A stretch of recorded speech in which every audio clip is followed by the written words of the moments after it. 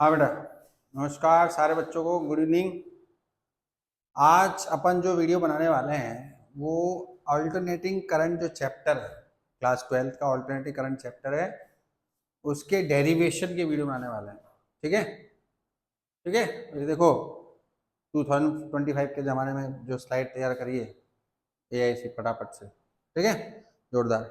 तो अपन alternating current के जो डेरिवेशंस हैं उनको किस तरीके से करा जाएगा, क्या इम्पोर्टेंट है, क्योंकि डेरिवेशंस सेलेक्टेड है, बाकी उसमें लॉजिकल न्यूमेरिकल भी हैं, तो वो सब अपन धीरे धीरे कर लेंगे। लेकिन पहले अपन डेरिवेशन वाला सेक्शन खत्म कर लेते हैं, तो इसलिए आज अपन एक सिंपल डेरिवेशन जो है स्लाइड्स जनरेट करते हैं। देखो कैसे।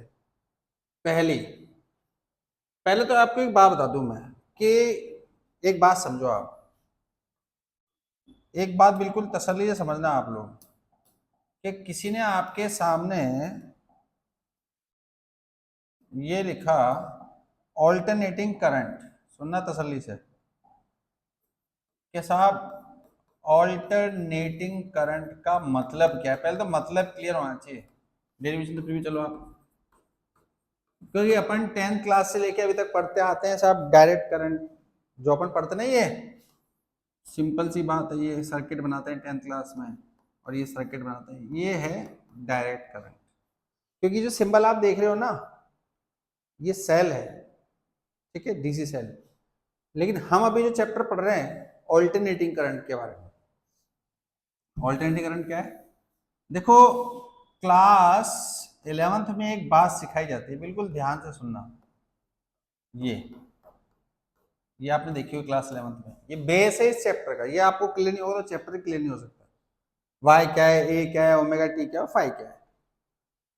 Y is the displacement, A amplitude, phi initial phase और omega T angular displacement.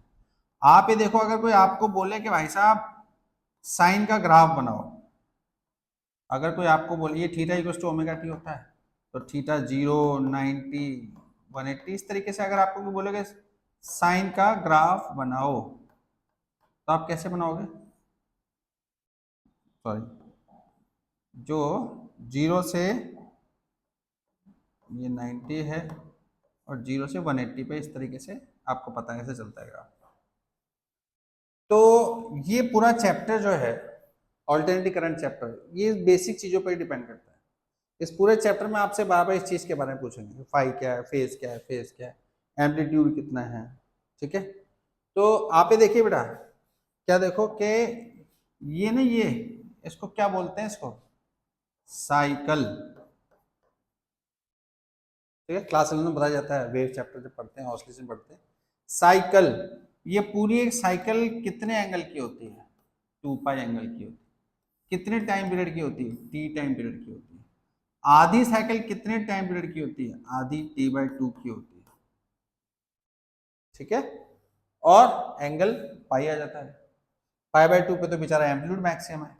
Amplitude का मतलब होता है, क्या मतलब होता है एम्पलीट्यूड का? Maximum displacement from mean position, यानी कि y की वैल्यू कितनी है, मैक्सिमम कितनी है, उसे बोलते हैं एम्पलीट्यूड। मैक्सिमम डिस्प्लेसमेंट y की मैक्सिमम वैल्यू को a बोलते हैं। अब देखो बेटा, कुछ बेसिक चीजें है ना इस चैप्टर में आपको पता होनी चाहिए, अगर आपको फास्ट फास्ट काम करना है। कैसे?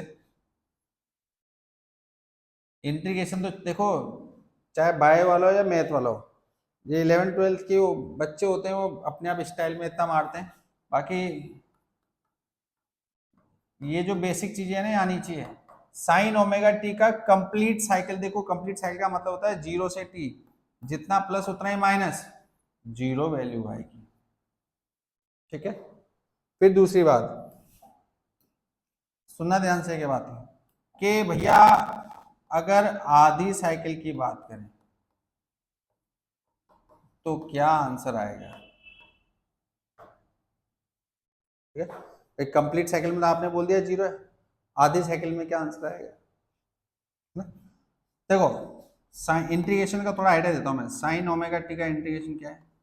Cos omega T by omega. ये सबके लिए नहीं है, सबके लिए किसी के लिए नहीं है, क्योंकि तो डाइजेस्टिव बहुत कम लोग कर पाते हैं, ठीक है ना।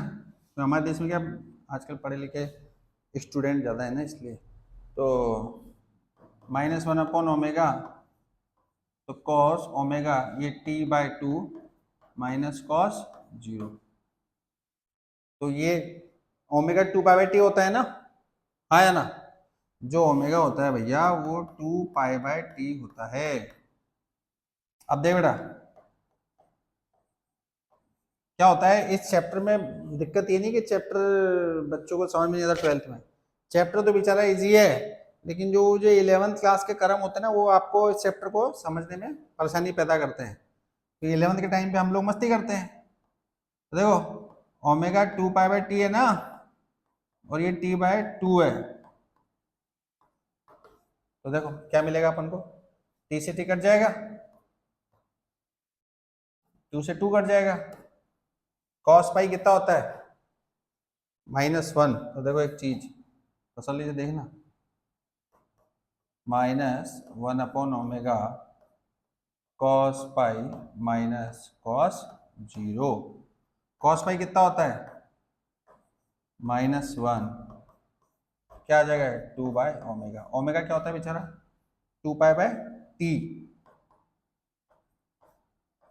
2π/t, ठीक है। तो अब देखो, अब हमारे पास जैसे आपसे कोई बोले कि साहब साइन स्क्वायर की वैल्यू निकालनी है,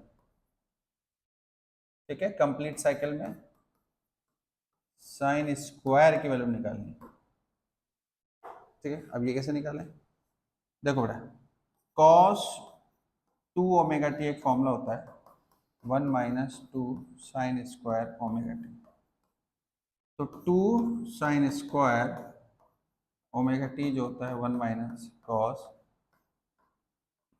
2ωt, इसको यहाँ पे अपन प्लेस कर देंगे, क्या मिलेगा हमको 0 से t 1 - cos 2ωt/2 dt, ठीक है। अब ये देख मैं इसको अलग अलग कर रहा हूँ बेटा, 0 से t, आपको ये मेथड याद नहीं रखना है, ये मेथड सिर्फ आपको सेटिस्फेक्शन, आपके सेटिस्फेक्शन के लिए करा रहा हूँ, मतलब मैं डायरेक्ट नहीं देता, ठीक है, इस तरीके से, ठीक है बेटा। तो ये क्या आ जाएगा t/2, तो ये t/2, क्लियर है कहानी। तो ये बेसिक चीज अपन को पता होनी चाहिए, जैसे पाई स्क्वायर की वैल्यू लगभग राउंड ऑफ 10 होती है, हमें पता होना चाहिए।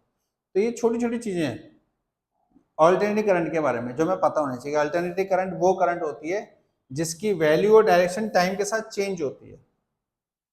ऑल्टरनेटिंग करंट वो करंट है जिसकी वैल्यू डायरेक्शन टाइम के साथ चेंज होती है, ठीक है।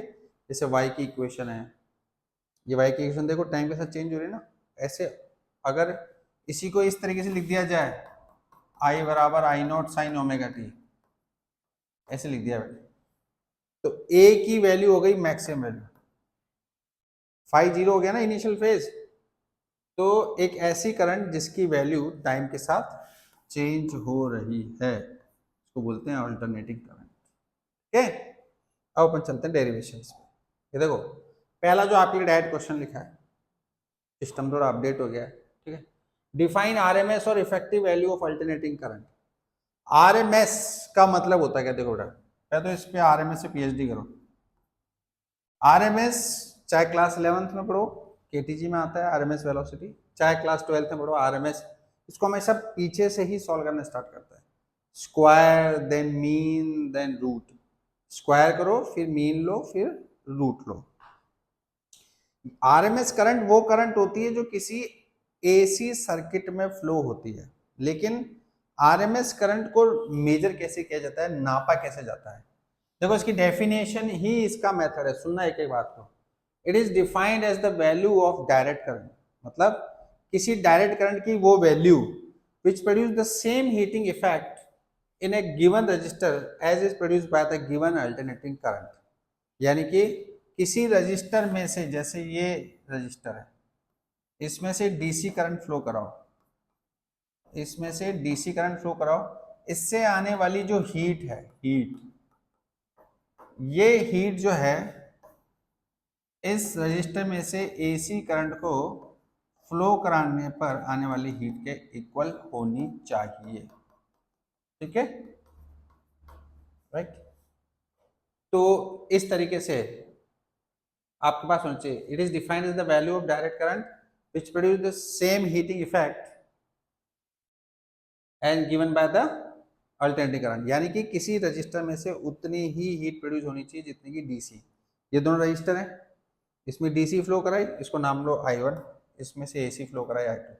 अब दोनों की वजह से इस रजिस्टर पे जो हीट आई है I1 I2 की वजह से वो सेम होंगी,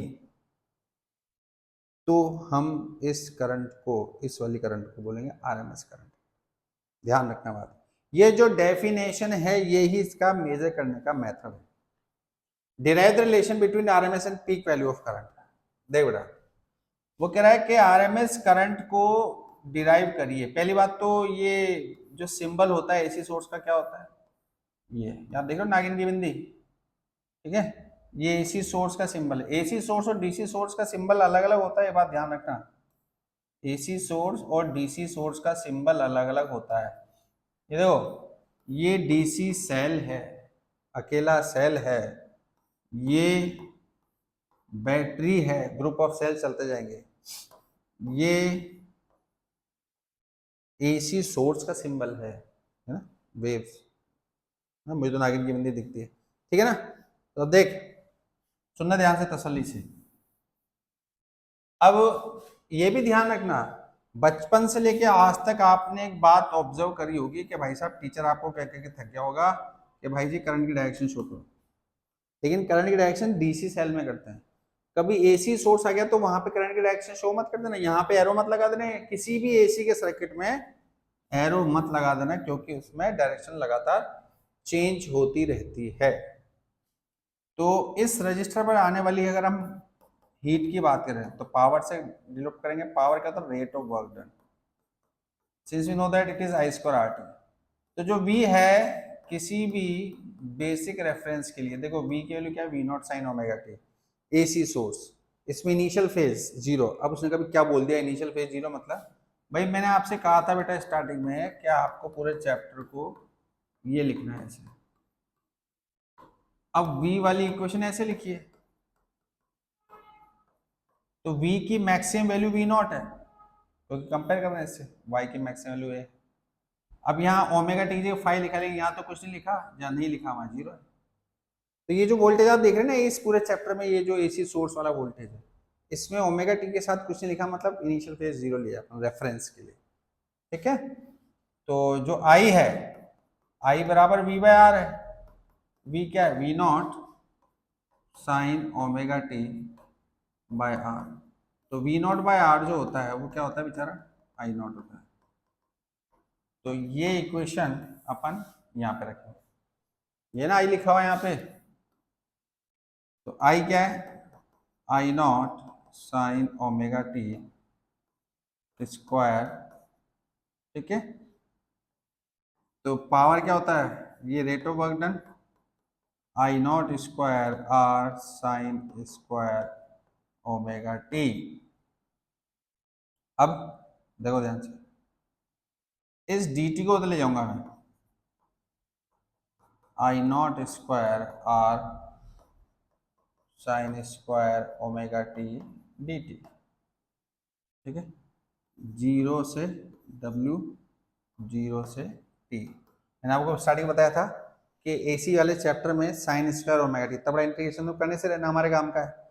साइन स्क्वायर ओमेगा टी का डायरेक्ट ध्यान रखना, T/2 dw का इंटीग्रेशन W। कुछ चीजें आपको डायरेक्ट ध्यान होनी चाहिए, इस पूरे का इंटीग्रेशन होता है T/2। तो ये जो वर्क डन है, this work done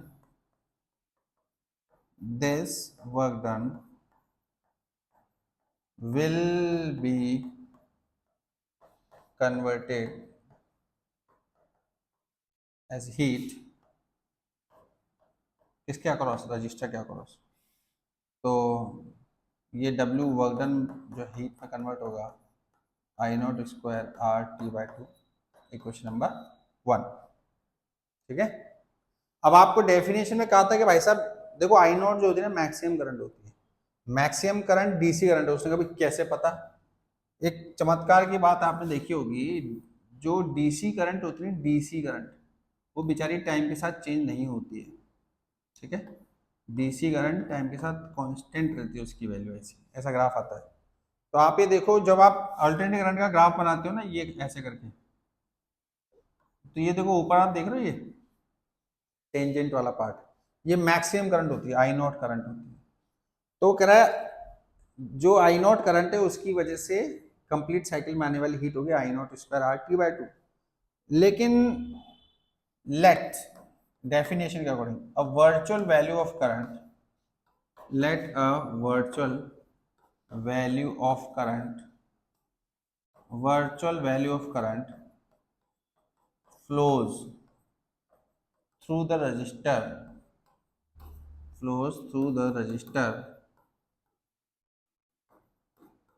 and produce same amount of heat, ठीक है, सेम अमाउंट ऑफ हीट। तो जो हीट है बेचारी वो क्या है, आई वी, आई वी मतलब virtual value of current for the same time, for same time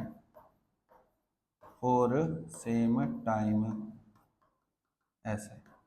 question number 2, ये डेफिनेशन के अकॉर्डिंग है। डेफिनेशन बोल रही है भाई साहब डीसी करंट अगर आर रजिस्टर में फ्लो होती है तो उसकी वजह से आने वाली हीट और किसी वर्चुअल करंट की वजह से आने वाली हीट दोनों को इक्वल कर दो, तो I V square R t I naught square R t by 2। तो आई वी क्या मिला आपको, ये देखो आई नॉट बाई रूट 2 कैसे मिला, आर से आर कट गया, टी से टी कट गया, ठीक है, फिर दोनों तरफ रूट ले लोगे तो आई वी क्या आ जाएगा आई नॉट बाई रूट 2, ठीक है भाई। आर से आर कट गया, टी से टी कट गया, तो क्या मिला जिंदगी में, ये मिला। तो बेचारा रूट लोगे तो आ जाएगा ना 1/√2। ध्यान रखना इस पूरे चैप्टर में बहुत डिस्टर्ब करेगा बेटा 1/√2। अब न्यूमेरिकल करोगे ना सीधा वैल्यू डालनी है 0.707 सीधे डालना है, ठीक है। तो अब देखो, तो आपके पास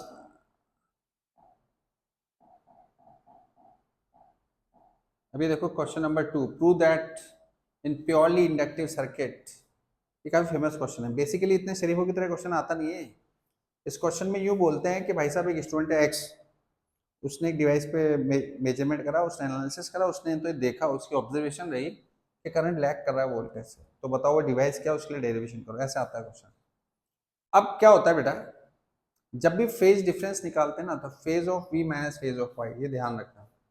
तो कह रहा है करंट लैग कर रहा है, यानी कि ये बात करते हैं प्योरली इंडक्टिव, जैसे दे रखा है इसमें, इसको इस तरीके से एसी सोर्स के साथ जोड़ दिया, इसका सेल्फ इंडक्टेंस अगर एल है तो इस पे आने वाला जो इंड्यूस ईएमएफ है वो ये होगा बेचारा minus L D by D T. तो इसके लिए इक्वेशन बनाएंगे, v की वैल्यू क्या है, V not sine omega T, KVL लगाओ इसमें, केवीएल अगर हम लगाएं अप्लाइंग केवीएल तो v और e का सम क्या होगा 0 minus L D I by D T बराबर 0। v क्या है, v नॉट, दोनों को इक्वल रख सकते हैं ना अपन, तो v बराबर है v not sine omega T L D I by D T, तो v not sine omega T और डी टी। अब इसके बाद देखो तसल्ली से सुनना, जो डी आई है V not by L sine omega T D T, ठीक है। इंटीग्रेशन करना है इसके बाद, कैसे करेंगे देखो, यहाँ तक क्लियर है। साइन का इंटीग्रेशन क्या होता है माइनस कॉस, तो जब आप इसका इंटीग्रेशन करोगे ना वी नॉट बाय एल और sign omega T D T, तो डी आई का इंटीग्रेशन आई, साइन का इंटीग्रेशन क्या होता है माइनस कॉस ओमेगा टी अब क्या होता है बेटा, कॉस को साइन में कन्वर्ट करना है, माइनस बाहर लिया, साइन π/2 माइनस ओमेगा टी।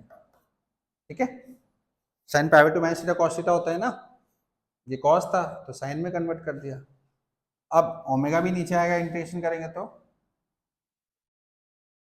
तो आई बराबर, अब पता है आपको एक बात क्या, कि जो साइन माइनस थीटा है वो माइनस साइन थीटा होता है। ठीक है, तो इस माइनस को अगर मैं साइन के अंदर भेजूंगा तो उस प्रॉपर्टी से क्या मिलेगा मेरे को, v0/L omega sine omega t minus π/2। ठीक है, अब क्या होता है, आप जानते हो आई बराबर v/r होता है, तो यहाँ पे r का रोल कौन प्ले कर रहा है, ये L ओमेगा। यह जानते हो आई बराबर क्या होता है, v/r, तो r का रोल कौन प्ले कर रहा है, L ओमेगा। तो देखो कैसे लिखेंगे इसको, लिखते हैं इंडक्टिव रिएक्टेंस। इंडक्टिव रिएक्टेंस, देखो रिएक्टेंस क्या है, रिएक्टेंस और रेजिस्टेंस दो वर्ड है। रेजिस्टेंस जो है इलेक्ट्रिसिटी में R = ρL/, ये किसी फ्रीक्वेंसी पे डिपेंड नहीं करता है, किस पे डिपेंड करता है, लेंथ पे, एरिया पे और मटेरियल टेम्परेचर पे। लेकिन ये जो रिएक्टेंस है ये भी सेम है, ये भी अपोजिशन है, बट ये फ्रीक्वेंसी डिपेंडेंट होता है। इंडक्टिव रिएक्टेंस का मतलब देखो, इसको सिंबल होता है X, रिएक्टेंस। अगर ये इंडक्टिव की बात करें यानी कि इंडक्टर की बात करेंगे L ओमेगा, L ओमेगा, तो ओमेगा क्या है, 2πf। ठीक है, L क्या है, inductance, L XL directly proportional to किसका हो गया, फ्रीक्वेंसी। यानी कि फ्रीक्वेंसी बढ़ाने से जो इंडक्टर है उसका अपोजिशन बढ़ेगा ऐसे। ठीक है, एक्सेल जितने भी रिएक्टेंस होते हैं वो रेजिस्टेंस जैसा ही रोल प्ले करते हैं, बट बेचारों की दुर्गति है कि वो फ्रीक्वेंसी डिपेंडेंट होता है। रेजिस्टेंस फ्रीक्वेंसी डिपेंडेंट नहीं होता कभी भी। ठीक है, तो इनकी एसआई यूनिट इसलिए ओम ही होती है। तो कोई भी रेजिस्टेंस है उसकी एसआई यूनिट भी ओम होती है, कोई भी रिएक्टेंस है उसकी एसआई यूनिट भी ओम होती है। ठीक है बेटा, अब इसको यूज करेंगे कहाँ पे, यहाँ पे एल ओमेगा की जगह। तो क्या मिलेगा अपन को, देख इसमें देखो बेटा, आई बराबर v0/XL sign omega t minus π/2। तो v0/XL क्या हो गया, I0। तो ये आपका देखो करंट क्या हो गया, लैग हो गया। वोल्टेज जो है वो क्या है, v0 sign omega T, current voltage से देखो π/2 लैग कर गया। इसको ऐसे ही बोल सकते हैं, वोल्टेज करंट से π/2 आ गया। उसमें क्या मतलब है, यहाँ π/2 ऐड करोगे तो देखो, आप देखो वोल्टेज बना जीरो फेज है ना, जब π/2 ऐड करोगे तो यहाँ जीरो आ जाएगा, कट जाएगा। या तो यूं बोलो वोल्टेज करंट से π/2 आगे है, या यूं बोलो करंट वोल्टेज से π/2 पीछे है, कैसे ही पूछ सकते हैं। ठीक है, तो ये जो आपका ये ना क्वेश्चन, इसलिए तो देखो बेटा, अब उसके बाद prove that in purely capacitive circuit current lead the voltage by π/2। मतलब प्योरली वर्ड का मतलब है कि सिर्फ कैपेसिटर ही लगा है और कुछ नहीं लगा है। तो ये कैपेसिटर है, वोल्टेज क्या हुआ, v0 साइन ओमेगा टी। ठीक है, और कैपेसिटर में आप जानते हो ना Q बराबर CV होता है, तो V क्या हो जाएगा इस पर Q/C। अब इसमें लगाओ KVL, अप्लाइंग KVL, तो V माइनस Q/C बराबर 0। तो V बराबर Q/C, तो Q बराबर C इंटू V। अब V को डाल दीजिए v0 साइन ओमेगा टी। फिर अब देख, चार्ज से करंट चाहिए, तो चार्ज से करंट कैसे आती है, डिफरेंशिएशन से। चार्ज से बेटा करंट कैसे आती है, डिफरेंशिएशन। तो I बराबर dq/dt। ठीक है, तो साइन का डिफरेंशिएशन करते हैं, क्या आएगा, कॉस, चेन रूल, ओमेगा बाहर, कॉस ओमेगा टी। तो I बराबर v0, ये C ओमेगा है ना, इसको ऐसे लिख रहा हूं मैं, क्यों, क्योंकि v0 का कोफिशिएंट मुझे 1 चाहिए, इसलिए जो वी नॉट और कोफिशिएंट है दोनों को नीचे भेज दिया। कॉस को साइन में कन्वर्ट कैसे कर सकते हैं बताओ? कॉस को साइन में कन्वर्ट करेंगे sign omega t plus pi bye. अब देख अपन ने पढ़ा था आई बराबर वी बाय आर होता है, ठीक है। यहाँ आगे क्या लिखा होगा 1/c ओमेगा कैपेसिटिव रिएक्टेंस, ठीक है।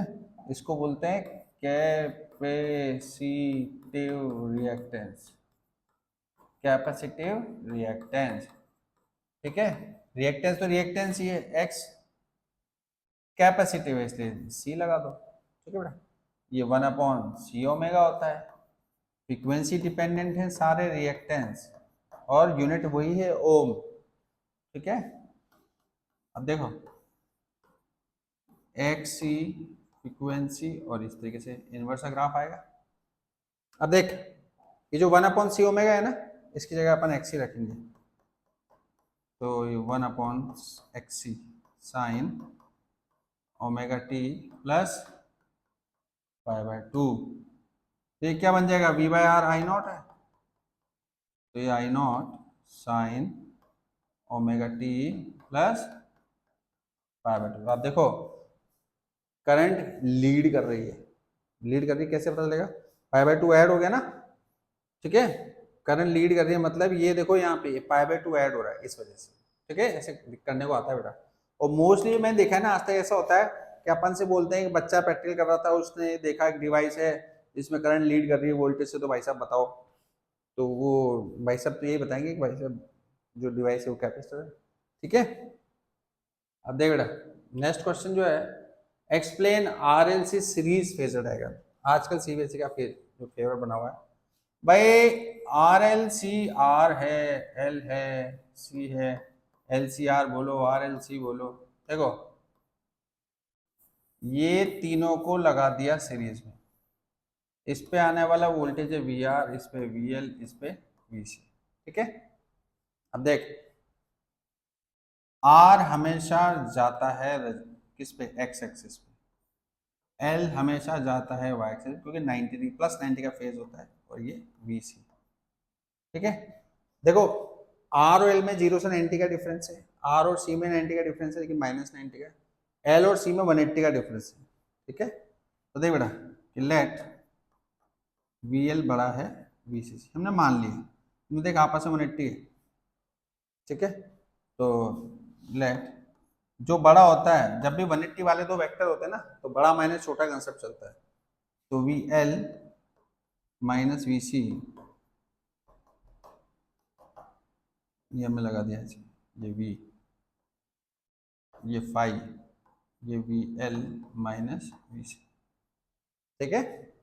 तो v बराबर, अब देख यहाँ पे लगाओ पाइथागोरस, क्या मिलेगी पाइथागोरस में?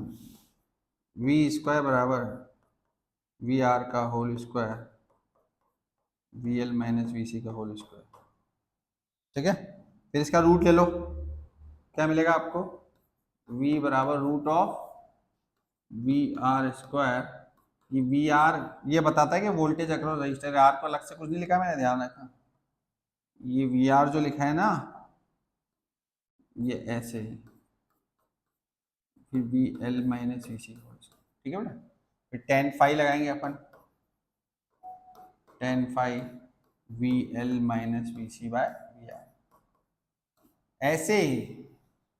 ऐसे ही जो है आप क्या करें, देखो सिंस आप देखो इनमें करंट सेम होगी सीरीज में, तो जो वी एल है, जो वी एल है वो बेचारा क्या है आई इंटू एक्सएल, जो वी आर है वो क्या है आई इंटू आर, जो वी सी है वो क्या है आई इंटू एक्स, ठीक है। तो जो ग्राफ फेजर आपने इसका बनाया है, इसका वी का, वो इसका बना दो, आर ऊपर है, एक्सएल ऊपर है, एक्सी नीचे है, ठीक है। तो आपने कहा था अभी थोड़ी देर पहले वी एल बड़ा है वी सी से, तो हमने मान लिया एक्सएल बड़ा है एक्सी से, तो जब एक्सएल बड़ा है एक्सी से, लेट तो XL is greater than XC, तो क्या आ जाएगा आपके पास एक्स एल बड़ा माइनस छोटा आर। ये बड़ा माइनस छोटा क्यों? क्योंकि जो ये दोनों है ना, इसमें देखो 180 का एंगल है, ठीक है।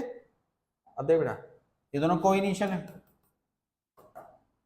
तो क्या मिलेगा अपन को, जेड इम्पीडेंस। भाई आपने बोला रजिस्टर है तो रेजिस्टेंस है, आपने बोला इंडक्टर है तो इंडक्टिव रिएक्टेंस है, फिर आपने बोला कैपेसिटर तो कैपेसिटिव रिएक्टेंस, लेकिन तीनों का क्या चार डालेंगे, क्या तीनों का कंबाइंड फॉर्म है जेड इम्पीडेंस। ठीक है। अच्छा आपको एक्सी बड़ा एक्सेल बोल दे तो कोई बुरा नहीं मानना, वो भी हो सकता है, वो भी हो सकता है, डिपेंड करता है फ्रीक्वेंसी में।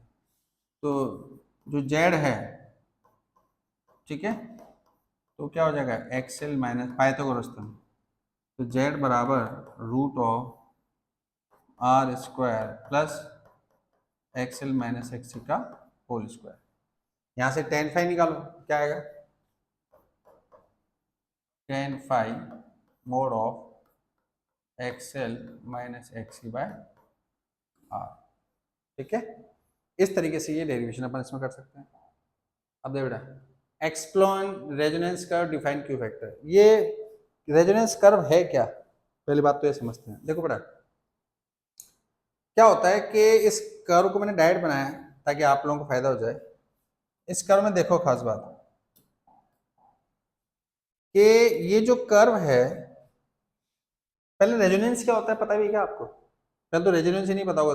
देखो कभी आपने एफएम सुना है जिंदगी में, एफएम पे देखो जैसे आप 98.3 सुन रहे हो, है ना, और आपने 98 तक मिलाया बस, लेकिन आवाज बढ़िया नहीं आ रही, लेकिन जैसे ही 0.3 और मिला गया तो आपने जो फ्रीक्वेंसी लगाई और एटमॉस्फेयर में जो एफएम की फ्रीक्वेंसी दोनों मैच कर गई, तो मैचिंग ऑफ टू फ्रीक्वेंसी, दो फ्रीक्वेंसी का मिलना, उसको बोलते हैं resonance.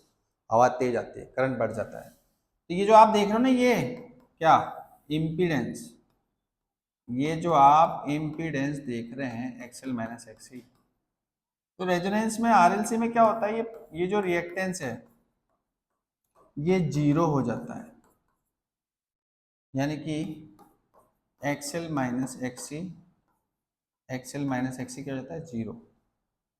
X L L omega होता है, X C one upon C omega होता है, तो omega square one upon root L C होता है, तो ओमेगा क्या होता है one upon root L C, इसको बोलते हैं omega are resonating frequency.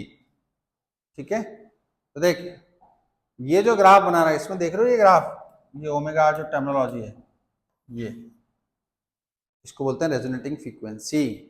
Omega one और ओमेगा टू, यहाँ पे जो पावर है आप देखो, यहाँ पे और यहाँ पे करंट देखो, यहाँ पे current E not by R है, मैक्सिमम करंट है ना, आई बराबर वी बाय आर होता है, लेकिन यहाँ पे करंट देखो आरएमएस करंट है, इनको बोलते हैं मैक्सिमम हाफ पावर पॉइंट। अब एक टर्म है बैंडविड्थ, बैंडविड्थ मतलब इन दोनों मैक्सिमम हाफ पावर पॉइंट के बीच का सेपरेशन, इसको बोलते हैं बैंडविड्थ। ये होता है टू डेल्टा ओमेगा। तो ये जो क्यू फैक्टर आप देख रहे हो, ये जो पूछा है इस क्वेश्चन में, क्यू फैक्टर क्या होता है, क्यू फैक्टर, क्यू फैक्टर जो होता है वो होता है omega R upon two delta omega, ये होता है बेचारा, जो टू डेल्टा ओमेगा है वो आर बाय एल बी है। अब ओमेगा आर आपने थोड़ी देर पहले निकाला, क्या निकाला, ये देखो ये omega one upon root L C निकाला ना, इसको यूज करो, तो ये one upon root of L C और ये वन आर बाय एल, तो क्यू जो है वो क्या आ जाएगा, ये, तो क्यू बराबर one upon R root of L by C, ये आपका क्या हो जाएगा क्वालिटी फैक्टर की value.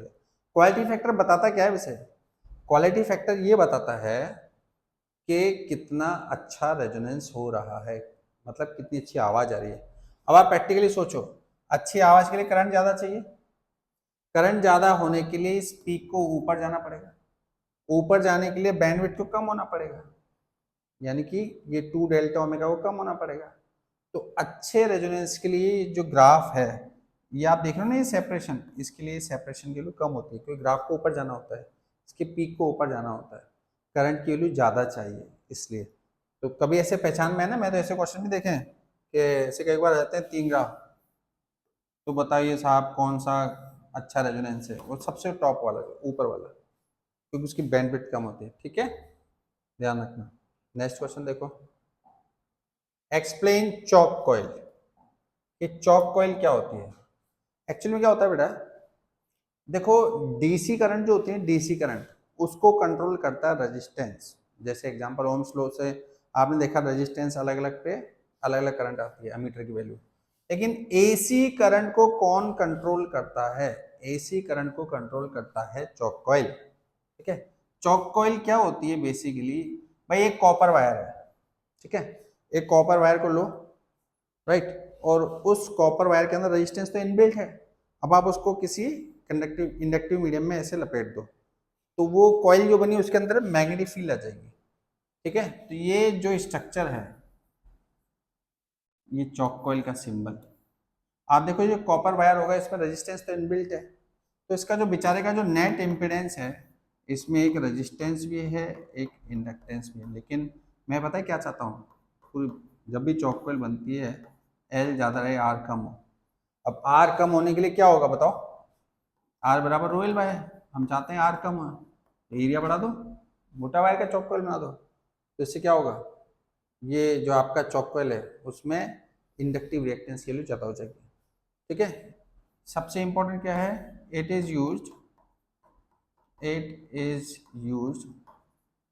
To control AC alternating current. Alternating current को कंट्रोल करने के काम में आता है आपका चॉक कॉइल। ये सिंबल पूछते हैं, उसकी वैल्यू पूछते हैं।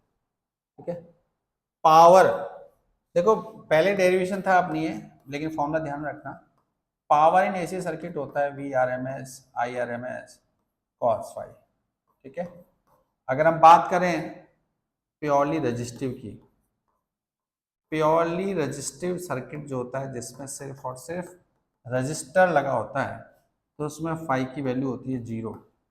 तो पावर क्या आएगा बेटा? V R M S I R M S. ठीक है, लेकिन अगर प्योरली इंडक्टिव की बात करें,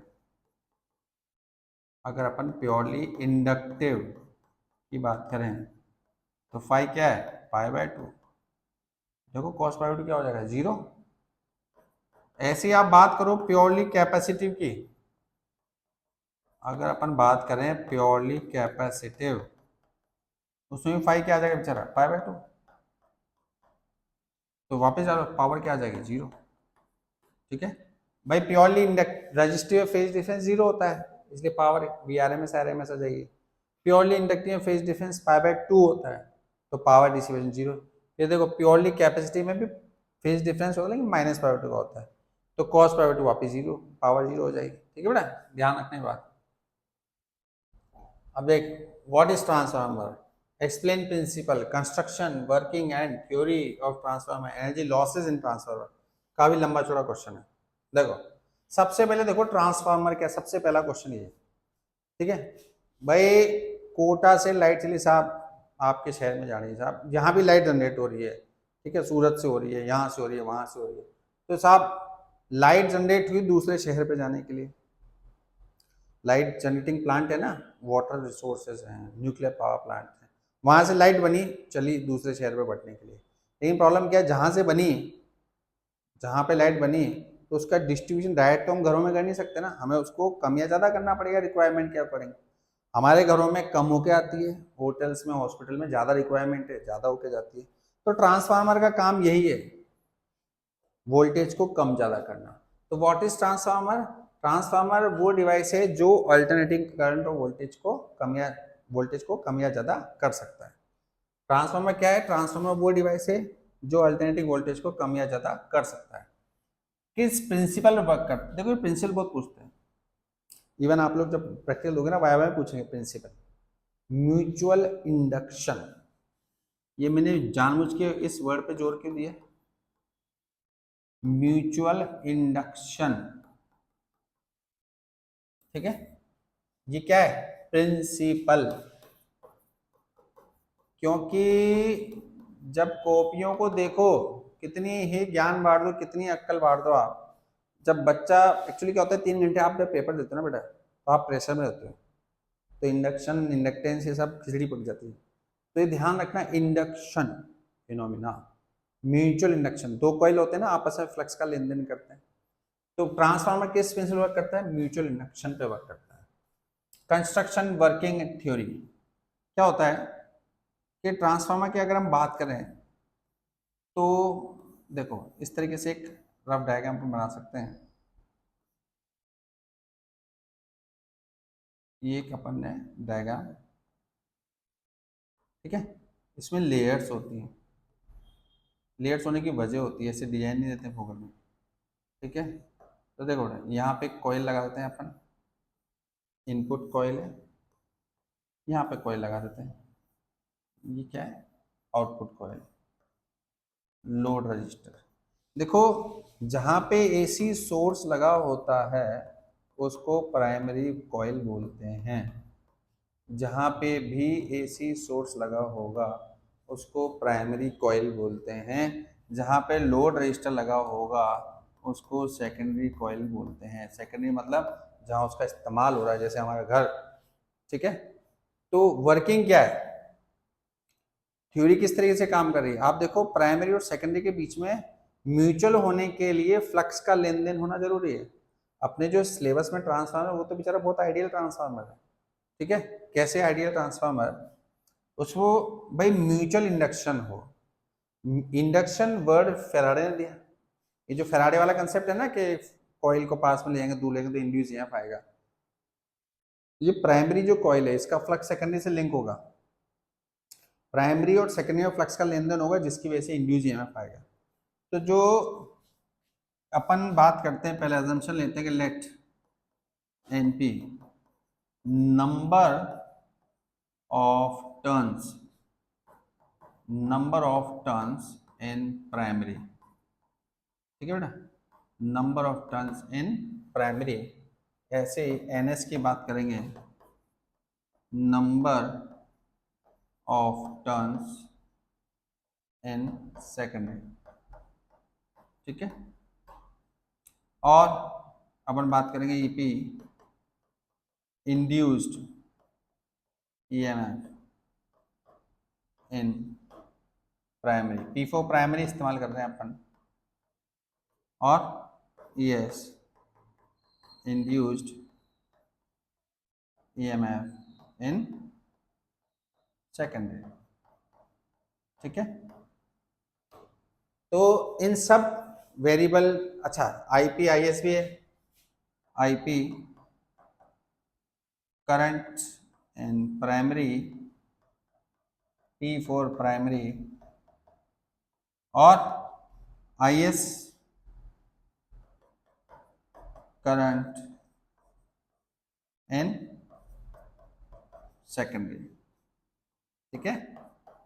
ये वेरिएबल अपन ने लिए, राइट। अब मान लीजिए कोई फ्लक्स लीकेज नहीं है तो फेराडे लॉ क्या बोलता है, E बराबर minus N D phi by D T. दोनों कॉइल प्राइमरी हो चाहे सेकेंडरी हो, दोनों में अगर कोई भी फ्लक्स लीकेज नहीं है, एक दूसरे को पूरा फ्लक्स दे रहे हैं, तो इनका रेशियो देखो, इंड्यूस ईएमएफ इन प्राइमरी का रेशियो और सेकेंडरी का रेशियो किसके बराबर आ रहा है, नंबर ऑफ टर्न्स के रेशियो के बराबर, एनपी बाय एनएस के बराबर है, ठीक है। इंड्यूस ईएमएफ प्राइमरी है, उसमें भी प्राइमरी है। लेकिन अब क्या है इसके आगे देखो, ये तो एक रिलेशन हो गया, दूसरा इसके आगे कि अगर कोई एनर्जी लॉस भी नहीं है, पूरा का पूरा पावर, ट्रांसफार्मर फ्रीक्वेंसी का भी चेंज नहीं होती, ध्यान रखना। तो किसकी फ्रीक्वेंसी, इनपुट की फ्रीक्वेंसी। अपने हिंदुस्तान में 220 वोल्ट 50 हर्ट्ज आ रहा है ना, 50 हर्ट्ज, तो 220 वोल्ट यहाँ पे वोल्टेज का वेरिएशन है लेकिन फ्रीक्वेंसी का वेरिएशन नहीं है, ट्रांसफार्मर फ्रीक्वेंसी कांस्टेंट होती है। ई एस आई एस, तो E P upon E S, I S upon I P, इस तरीके से, ठीक है बेटा।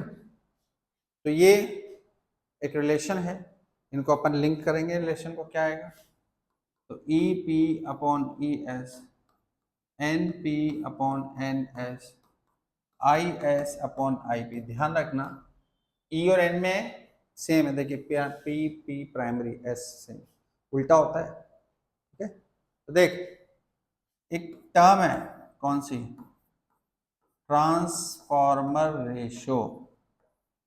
ट्रांसफॉर्मर रेशियो जो टर्म होती है ना, इसको बोलते हैं क्या, N S by N P, ठीक है। दो तरीके के ट्रांसफॉर्मर बताया गया आप लोगों को, एक बताया गया step up, step up transformer बहुत पूछा जाता है, भाई स्टेप अप जैसे होटल्स में, हॉस्पिटल्स में, वहाँ पे लोड ज़्यादा है। लोड ज़्यादा मतलब ज़्यादा एसी इस्तेमाल हो रहे हैं, लाइट ज़्यादा जल रही है, तो वहाँ पे उनको अपना खुद का सेटअप लगाना पड़ता है, गवर्नमेंट से अप्रूवल लेनी पड़ती है। स्टेप अप ट्रांसफार्मर जिसमें वोल्टेज सेकेंडरी का ज़्यादा है प्राइमरी से, सेकेंडरी टर्न्स ज़्यादा है, तो जो रेशो होगा वो भी ज़्यादा होगा। कौन सा रेशो? Transformer ratio. ऐसे स्टेप डाउन की बात करें, अगर अपन बात करें स्टेप डाउन की, तो वोल्टेज कम है सेकेंडरी का प्राइमरी से, ठीक है, नंबर ऑफ टर्न्स भी कम है, ठीक। अच्छा, करंट का क्या होगा बेचारे का? एक बार लास्ट ईयर बोर्ड ने करंट के बारे में पूछा था, जो वोल्टेज का होता है उसका उल्टा होता है, ठीक है। वोल्टेज में ये ज्यादा है ना, तो करंट उल्टा है, तो लास्ट ईयर बोर्ड में पूछा था, ऑब्जेक्टिव में उल्टा हुआ। तो याद है, वोल्टेज सेकेंडरी का ज्यादा है, स्टेप डाउन कम है, सॉरी, इसका उल्टा कर लें, ठीक है। जो वोल्टेज का है उसमें करंट में उल्टा हो जाएगा। ट्रांसफार्मर रेशियो देखो, वो भी लेस देन 1 हो जाएंगे, ठीक है। और हम बात करें लॉसेस की, अगर ट्रांसफार्मर में जो लॉस है, लॉसेज इन ट्रांसफार्मर, देख सबसे पहला लॉस कॉपर लॉस।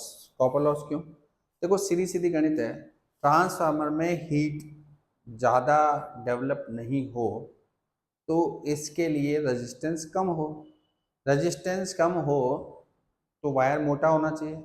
अब जहां आपका लेट एग्जांपल कुछ एम ग्राम में हो रहा था, वहां 2 एम 3 एम ग्राम में होगा, आधा किलो में होता है, 2 किलो में होना चाहिए, इस तरीके से।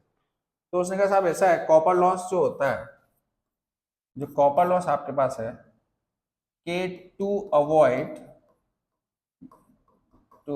Heat loss, to avoid heat loss, thick thick copper wire, thick copper wire is used,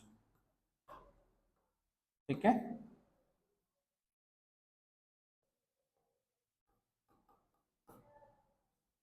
दौड़ा दूसरी कहानी,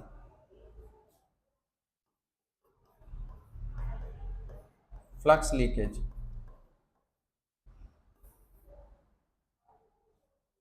क्या होता है flux leakage?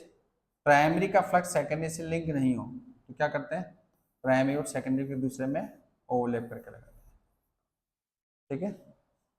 Flux in primary, flux in secondary cannot be, flux in secondary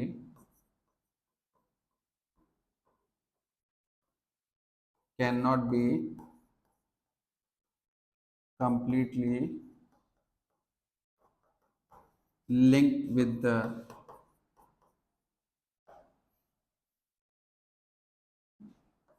primary. Then क्या होगा उसके लिए? प्राइमरी और सेकेंडरी का फ्लक्स लिंक नहीं हो तो क्या करें, जो primary and secondary are bound over each other, primary and secondary are bound, बांधे जाते हैं एक दूसरे पे, WUND, bound over each other, ठीक है बेटा।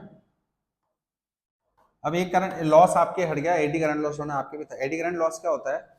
एडी करंट होती है बेसिकली फ्लक्स में चेंज होने की वजह से आने वाली अनवांटेड करंट। पहले थी आप लोगों के सिलेबस में, बढ़ गई है, ठीक है ना। तो उसके लिए सॉफ्ट आयरन फेरोमैग्नेटिक मेटेरियल का इस्तेमाल किया जाता है, ठीक है। अब देख बेटा, ऐसे हिस्टेरिसिस लॉस होता है। हिस्टेरिसिस लॉस क्या है? जो हिस्टेरिसिस लॉस है, ये भी हट गया लेकिन पहले था। हिस्टेरिसिस का मतलब होता है मैग्नेटिक फील्ड का बने रहना। मतलब ट्रांसफार्मर सप्लाई आ रही थी, ठीक है, अचानक से लाइट चली गई साहब, तो मैग्नेटिक फील्ड अंदर जिंदा रहता है, हिस्टेरिसिस, ये कमी है। हिस्टेरिसिस मतलब मैग्नेटिक फील्ड का बचे रहना है। ट्रांसफार्मर लॉस है ये। क्या करें इस लॉस के लिए? फेरोमैग्नेटिक मटेरियल का इस्तेमाल करो, आपने पढ़ा भी होगा। फेरोमैग्नेटिक मटेरियल क्या करता है? जल्दी से मैग्नेटाइज होता है, जल्दी से डीमैग्नेटाइज होता है, ठीक है। तो इसमें समझ आया ना। तो इसके जो लॉस है, ये फेरोमैग्नेटिक मटेरियल यूज करो, ठीक है, जल्दी मैग्नेटाइज और जल्दी डीमैग्नेटाइज हो जाएगा, राइट। फिर आता है एफिशिएंसी वर्ड। एफिशिएंसी क्या होती है ट्रांसफार्मर की? ईटा। दुनिया में एफिशिएंसी का एक ही फॉर्मूला, आउटपुट भी, जो वोल्टेज कितना है, आउटपुट पावर और इनपुट पावर इंटू 100। ठीक है बेटा। अब देख एक्सप्लेन द, ये बड़ा अच्छा क्वेश्चन है भाई। ठीक है, इस क्वेश्चन का ध्यान रखना तुम। उस क्या मतलब है इस क्वेश्चन का मैं आपको बताऊं। इसमें आपको बताते हैं कि जहां से लाइट पैदा हुई है और जहां पे लाइट डिस्ट्रीब्यूट होनी है, रास्ते में लॉस तो होंगे ना, खूब सारे वायर हैं। तो अब ये सब explain the use of transformer in the long distance transmission. मतलब लंबी दूरी पे अगर आपको इलेक्ट्रिसिटी बेचनी है तो ट्रांसफार्मर का क्या रोल है। तो देखो पहला, देखो बेटा, large length of transmission cable, भाई हीट लॉस हो सकता है, आई स्क्वायर आर टी का, आई स्क्वायर आर टी का हीट लॉस हो सकता है ना। ठीक है, देखो इसका कंक्लूजन पता है क्या है। सो बात हुई एक बात, लॉन्ग ट्रांसमिशन जब भी तुम्हें दिखाई दे, long distance transmission, high voltage low current, ये देसी फंडा ध्यान रखना। Low high voltage low current क्यों, लो करंट इसलिए क्योंकि हीट लॉस कम होना चाहिए।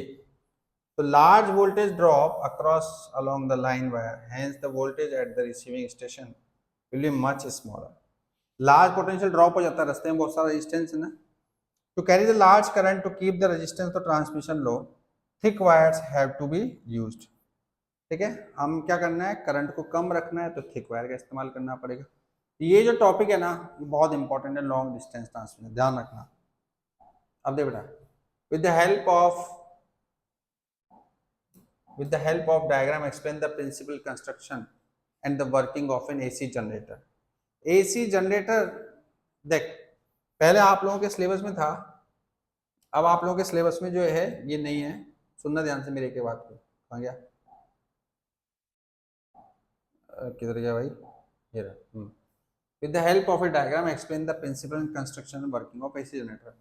एसी जनरेटर में क्या होता है, सबसे पहले किस प्रिंसिपल वर्क करता है कि इलेक्ट्रोमैग्नेटिक इंडक्शन।